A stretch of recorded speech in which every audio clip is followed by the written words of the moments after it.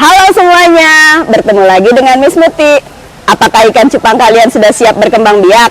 Yuk kita belajar bagaimana cara perkembangbiakan pada ikan cupang. Nah, untuk sekedar informasi bahwa betta fish atau ikan cupang adalah ikan air tawar yang habitat aslinya berasal dari Asia Tenggara.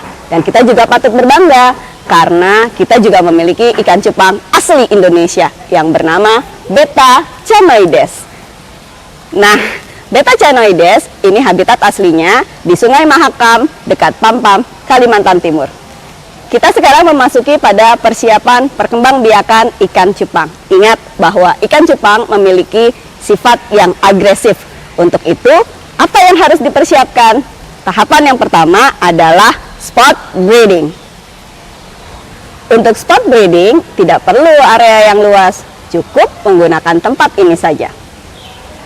Nah, untuk pemijahan dari persiapan perkembangbiakan ikan cupang, pastikan bahwa tempat tersebut sudah dibersihkan terlebih dahulu, kemudian diisi dengan air, lalu endapkan selama 3 hari, diusahakan minimal suhunya kurang lebih 25 derajat Celcius. Baru setelah itu, berikan tanaman.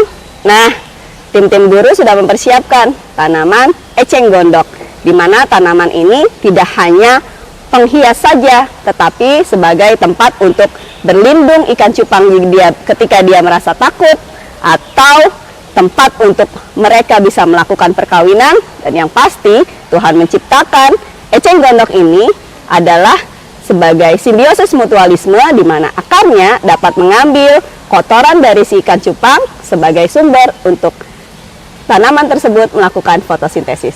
Selain dari eceng gondok, kita juga bisa menggunakan ini, daun ketapang. Nah, ini yang masih mudanya, dimana daun ketapang juga berfungsi yang sama. Dan di video pertama sudah dikatakan bahwa daun ketapang dapat digunakan untuk menstabilkan pH. Nah, ini Miss Muti sudah punya contoh dari ikan cupang jantan yang sudah siap untuk berkembang biak. Apa ciri-cirinya? Coba kalian lihat. Di atas permukaan air, dalam toples ini terlihat seperti gelembung-gelembung busa.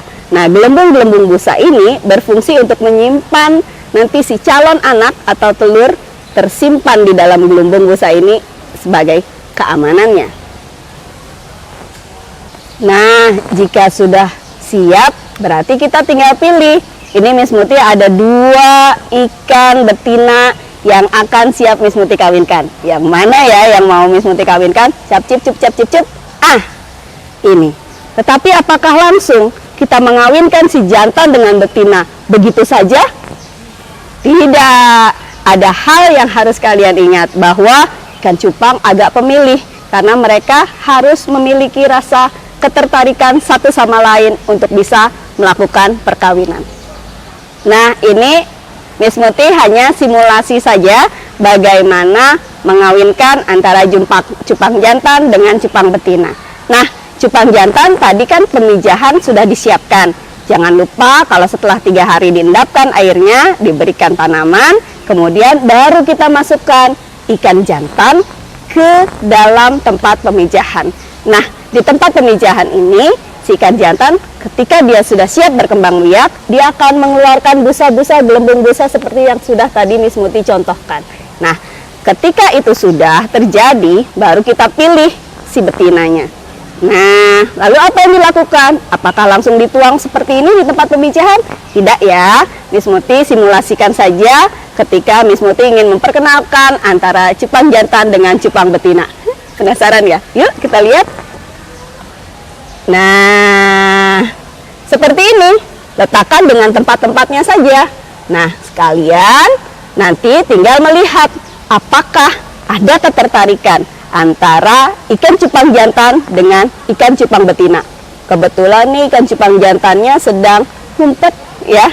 Nah, kita biarkan dia berkenalan terlebih dahulu. Nah, tim guru sudah berhasil mengawinkan antara ikan jantan dengan ikan betina dalam 1 hari. Ketika sudah ada ketertarikan, barulah dilepaskan antara jantan dengan betina bertemu. Jadi gelasnya Miss Muti angkat ya, seperti itu. Nah, jangan lupa ketika perkawinan terjadi, kalian memberikan makanan berupa jentik-jentik nyamuk agar si jantan dan betina pada ikan cupang ini melakukan perkawinannya dengan sempurna. Lalu apakah kalian tahu berapa jumlah telur yang dihasilkan dari perkawinan tersebut? Nah, jumlah telur yang dihasilkan kurang lebih 200 sampai 400 butir telur yang sudah dibuahi oleh jantan. Oke, jika perkawinan sudah selesai, biasanya ada ciri-ciri tertentu di mana si ikan jantan ini akan bersikap tidak acuh pada ikan betina. Mereka sudah mulai berpisah satu sama lain. Nah, pada kejadian seperti itu, kalian boleh mengangkat si betina dari tempat pemijahan. Kenapa harus diangkat? Karena walau bagaimanapun, ikan cupang adalah ikan yang cenderung agresif. Jadi ketika mereka masih tetap bersama, mereka akan bertarung satu sama lain. Dan yang kedua, mengapa kita angkat yang betina dan jantan kita tinggalkan di tempat pemijahan? Itu ternyata ikan cupang jantan membantu dalam proses sistem penetasan. Nah, ikan jantan di tempat pemijahan ini ternyata hilang sifat keagresifannya. Yang timbul pada ikan jantan adalah dua. Dia akan menjaga telur-telur tersebut.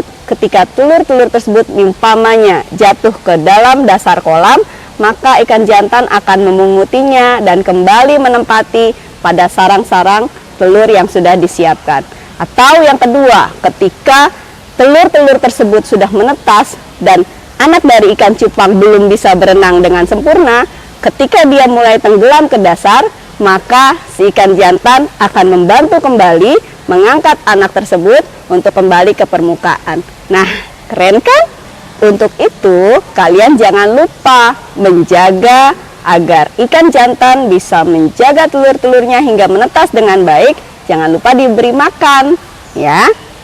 Nah, telur-telur ikan tersebut kan akan siap untuk menetas.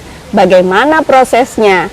Yang pertama adalah putih-putih tersebut kadang suka timbul bintik hitam. Sebenarnya bintik hitam itu bisa jadi adalah pertumbuhan mata. Kemudian setelah mata mulai tumbuh ekor. Yuk kita lihat bagaimana perkembangan dari telur-telur tersebut menetas. Wah, ternyata sudah mulai ada tuh bintik-bintik hitam. Bintik-bintik hitam itu ternyata menandakan pertumbuhan mata. Kemudian akan tumbuh kembali ekornya. Nah, kalau dia sudah bisa berenang, burayak anaknya sudah bisa berenang, maka seketika itu kita bisa ambil jantan dari tempat pemijahan. Nah, biarkan si jantan beristirahat ya. Nah, burayak anaknya sudah banyak. Apakah kita perlu memberikan makan? Pasti dong, kita harus memberikan ia makan. Nah, ini Miss Muti ambil contoh. Tim-tim guru sudah mempersiapkan bubuk seperti tepung, ya, yang halus dan mudah dimakan oleh burayak-burayak anak tersebut. Nah, kalau 1-2 hari ketika mereka menetas, kita tidak perlu memberikan makan karena Tuhan sudah menyiapkan kuning telur pada telur tersebut untuk cadangan makanan anak burayak tersebut. Lalu bagaimana kalau burayak anaknya sudah mulai cukup besar? Tidak perlu lagi yang berbentuk tepung, tetapi kalian bisa memberikan makanan 3 alternatif. Yang pertama adalah cuk atau jentik nyamuk, atau yang kedua cacing sutra. Nah, ini cacing sutra ini berfungsi untuk memberikan lemak untuk burayak anak tersebut. Kemudian yang ketiga adalah kutu air. Kutu air itu sejenis udang-udangan, ya, udang-udangan renik. Nah, kalian bisa berikan agar anak dari ikan cupang bisa berkembang dengan baik. Demikianlah informasi yang kami berikan mengenai perkembangbiakan ikan cupang. Mudah-mudahan Betta Fish Project kalian berhasil dan sukses. Dan jangan lupa subscribe dan bunyikan loncengnya. Sampai berjumpa lagi di video selanjutnya. Bye-bye.